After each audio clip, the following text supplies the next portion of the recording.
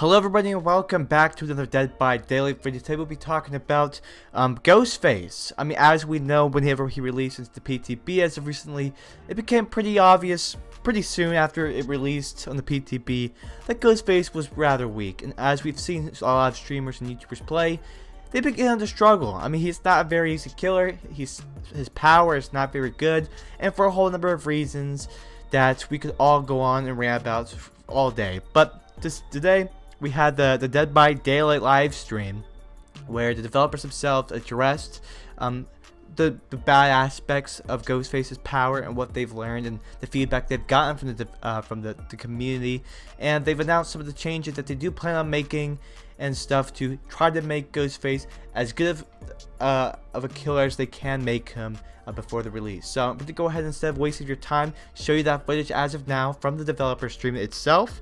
And I don't know, I tried to download this footage and I don't know if it's going to come out too well, so I do deeply apologize if it does not look too great, but I tried my best. So if you guys wanted to go ahead and check it out, stay tuned and yeah, hear everything from the developers themselves. Ghostface. So as everyone know, PTB launched 2 days ago. Already a lot of feedback. So Steph, what was our objective with Ghostface? So with Ghostface, obviously we wanted to have a stealth killer. I think we have all the components to do so. There have just been some things that haven't actually ironed out like we expected them to obviously. With each killer that we make, ultimately we don't have it down to a science just yet. Finding their specific power level and how strong they'll be in live when everyone else is playing it is always a pleasant surprise, depending on where it goes, obviously. But we're always looking towards this and trying to tweak things. So there are some things that we're looking to address.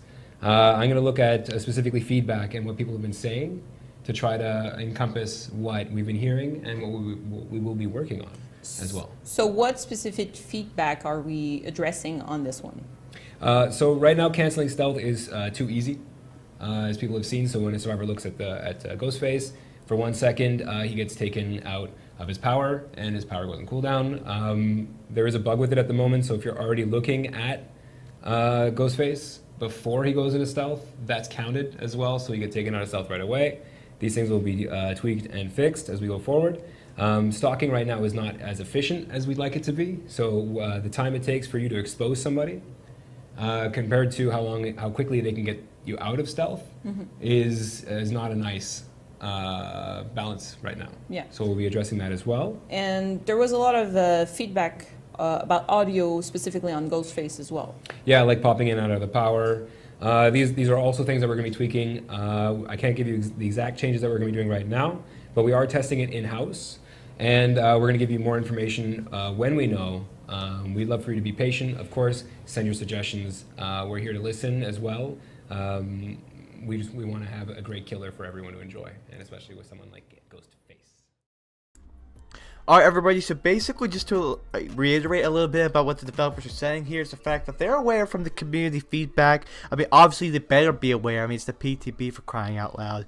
And I'm actually really glad to see that they plan on actually making changes before the release, because the state of Ghostface in, it'd be very disappointing if they had put him into the live game the way he is now in the PTB and then expected people to actually buy the DLC and stuff. And it would have been very disappointing to see yet again another licensed DLC killer be pretty weak. So again, to reiterate what the developers kind of talked about here as far as the changes, I'm pretty sure what they said is that they're pretty much going to take a look at the audio cue. They're going to be looking at how easy it is to cancel the power from a Ghostface, and they plan on tweaking some numbers and stuff.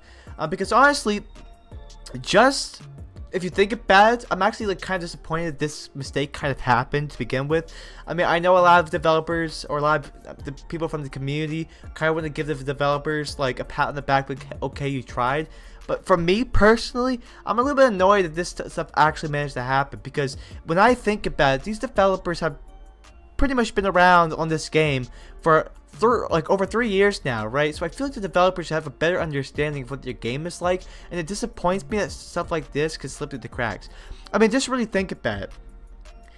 It's like, I feel like if the developers truly knew their game, they should be able to understand that survivors don't not look around, if that makes any sense. Like, survivors are always looking around when they're doing objectives, like repairing generators, cleansing totems, etc. They're constantly looking around. There's not that much stealth to it. So it actually is crazy to me how they wanted to formulate a power or create a killer based on that type of gameplay, that type of stealth gameplay. I mean, when anybody gets jump scared by Michael Myers, it's not something that happens very often. It's something when survivors just caught off guard, which is not normally what happens in Dead by Daylight. So the fact that there's already a lack of like stealth game and like jump scares is already one thing that surprises me. The developers tried to utilize and make it for Ghostface's power. And I'm also surprised with how they made his power be canceled. Like, come on, you knew very well that when people look around, they're going to quickly spot him easily, and they're going to obviously cancel his power. I feel like you could have preemptively seen what was going to happen if they put Ghostface out into the public, and know how survivors were going to react and how his power is going to fare out. So there's no way. I really don't see how they could have put him out thinking he was going to be perfectly fine and that somehow his power is going to be worthwhile or doing anything useful. Furthermore, the noise notification. It's like, how would you decide, you know, we're going to have Ghostface's power basically be utilized in a setting where it's focused upon surprise attacking survivors and stuff. And then I already have that be a weak factor of the game. There's not that much surprise attack. There's not much stealth aspect to a killer in Dead by Daylight. But then crap all over and give a notice notification.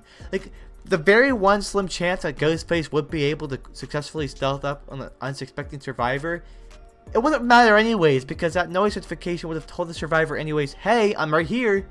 You know, and it would have made that survivor look around, spot the killer, and cancel his power. So his power is basically useless in the state it is for the PTB. So I'm actually really grateful and actually glad they're going to make sure that they make these changes. Now, if they do go on to say a few more things about the killer's progress and how fast they plan on implementing these changes, they pretty much said, like, they won't be able to make these changes before the PTB ends, but they will be able to have these changes before, you know, the Ghostface killer actually goes to the live game, which is actually good. So hear from them, and yeah, go ahead. So we don't know if that version will make it to the PTB, so the new one that we're testing right now. Yeah. But these are changes that we want to make before the release for sure. Yes. So everybody, I think that's going to be pretty much it for today's video. I hope you guys did enjoy. Basically, that's pretty much all the developers had to pretty much say about Ghostface on today's live stream. And I wanted to be able to make this video for people who probably didn't get the chance to go ahead and watch the live stream, probably don't have the time to watch the live stream, and are just genuinely curious about what the overall opinions for the developers themselves are about Ghostface. Again, they're going to be making some of these changes. I'm glad to see them actually make changes before they put the killer into the live game. When it does, and I see basically how he works and fares, it might influence whether or not I actually buy the DLC from the developers. I was very disappointed with the way Ghostface fared out to begin with on the release of the PTB, and I told myself I wouldn't buy him because I already have so many other killers, and I have all the DLCs and stuff. I don't really play that much themselves because they don't really fare too well in this type of game as of right now with the balance. But yeah, if they actually do be able to fix him, I'm probably more than likely to definitely buy Ghostface and make some footage and gameplay and videos and stuff on that. So hope you guys did enjoy this video. If you guys did, don't forget to leave a like and subscribe, and thank you guys for watching. I really appreciate it. And if you have any other questions or any other whatever, just let me know in the comments down below, any feedback. And yeah, this could be it. Thanks for watching. My name is Mac, and I'll talk to you guys all later. See you next time.